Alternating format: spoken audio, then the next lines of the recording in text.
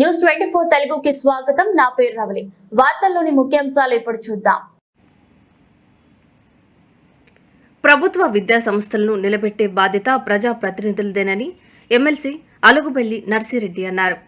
ప్రభుత్వ పాఠశాల నుండి కళాశాలల వరకు క్రమంగా విద్యార్థుల సంఖ్య తగ్గిపోతుందని, ప్రభుత్వ పాఠశాలలు కళాశాలల్లో చిన్న చిన్న సమస్యలను పరిష్కరించకపోవడంతో తల్లిదండ్రులు తమ పిల్లలను ప్రభుత్వ విద్యా సంస్థల్లో చేర్చడానికి వెనుకాడుతున్నారన్నారు. అప్పులు చేసి ఆస్తులు అమ్ముకొని ప్రైవేటు విద్యాసంస్థల్లో చదివిస్తున్నారని, ప్రజాప్రతినిధులు ప్రభుత్వ విద్యాసంస్థల సమస్యల పరిష్కారానికి ముందుకు రావాలని కోరారు.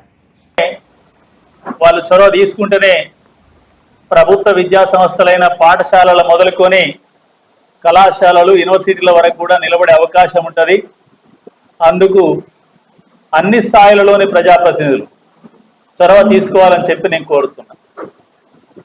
ఇప్పుడు గ్రామ పంచాయతీల టర్మ్ అయిపోవచ్చు, కానీ గ్రామ పంచాయతీ కనుక ఉనికిలో ఉంటే వార్డు మెంబరు, సర్పంచ్, మున్సిపాలిటీకి సంబంధించి కౌన్సిలరు, చైర్మన్స్, అదేవిధంగా మున్సిపల్ కార్పొరేషన్లకు సంబంధించి కార్పొరేటర్లు, మేయర్లు, అదేవిధంగా శాసనసభ్యులు, శాసన మండలి సభ్యులు, పార్లమెంట్ సభ్యులు, వీళ్ళందరూ కనుక చొరవ తీసుకొని ఈ బళ్ళు నిలబడాలి, బళ్ళల్లో పిల్లలు చేర్చాలి అనే ఒక పద్ధతి ప్రకారం ఒక ఆశయంతో కనుక ముందుకు పోతే తెలంగాణ రాష్ట్రంలో ప్రభుత్వ విద్యారంగం ఎదుర్కొంటున్న సమస్యను పరిష్కారం చేసే అవకాశం ఉంటుంది.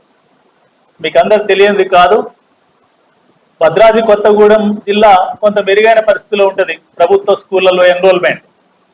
ఇక్కడ 65% అంటే 100 మందికి 65 మంది ప్రభుత్వ స్కూళ్ళలో చదువుతుంటే 35 మంది ప్రైవేట్ స్కూళ్ళలో చదువుకుంటున్నారు. కానీ పాఠశాల సంఖ్యాపరంగా చూసినప్పుడు మాత్రం అది తేడా ఉంటుంది. 1300 పైన ప్రభుత్వ రంగంలో వివిధ రకాల స్కూళ్ళు, అంటే ప్రభుత్వ స్కూళ్ళు, మండల పరిషత్ స్కూళ్ళు, జిల్లా పరిషత్ స్కూళ్ళు, గిరిజన సంక్షేమ స్కూళ్ళు, గిరిజన ఆశ్రమ స్కూళ్ళు, 5 రకాల రెసిడెన్షియల్ స్కూళ్ళు, అదేవిధంగా Eklavya model school, KGBV school, ఇవన్నీ కలుపుకుంటే ఒక కేంద్రీయ విద్యాలయం. మిత్రులందరికీ నమస్కారం. నా పేరు చావా రవి, టీఎస్యూటీఎఫ్ రాష్ట్ర ప్రధాన కార్యదర్శి. ఈరోజు రాష్ట్ర విద్యారంగంలో తీవ్రమైన సంక్షోభం నెలకొనుంది. ఒకటి అభ్యసన సంక్షోభం, ఉపాధ్యాయుల కొరత, పర్యవేక్షణాధికారుల కొరత.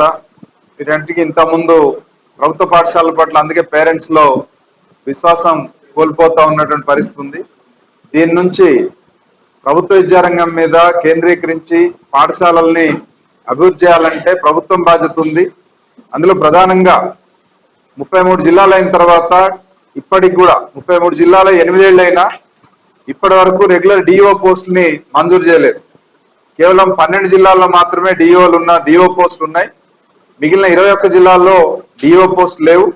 మరి డిఓ పోస్టులు మంజూరు చేయాలని డిమాండ్ చేస్తా ఉన్నాం. వీటితో పాటు ఎంఈఓలు 615 మండలాలు ఉంటే 488 శాంక్షన్ ఎంఈఓ పోస్టులు ఉన్నాయి. కానీ పనిచేసేటువంటి ఎంఈఓలు, రెగ్యులర్ ఎంఈఓలు 17 మంది మాత్రమే ఉన్నారు. సో ఇటువంటి పరిస్థితుల్లో పాఠశాలల్లో పర్యవేక్షణ లోపం ఉంది.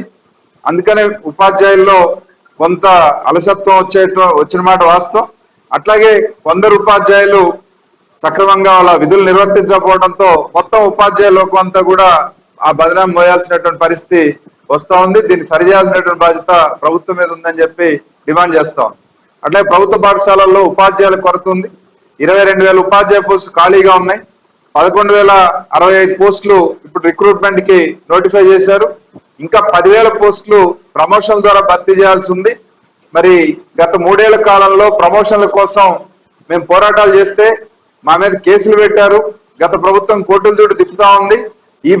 ఆ తర్వాత చివరిలో మేము చేసినటువంటి పోరాటాల ఫలితంగా ప్రమోషన్లు, బదిలీలకు అనుమతి ఇచ్చారు. అవి కోర్టులో రకరకాల కారణాలతో ఆగిపోయినాయి. మరి ఆగిపోయిన టెట్ వివాదం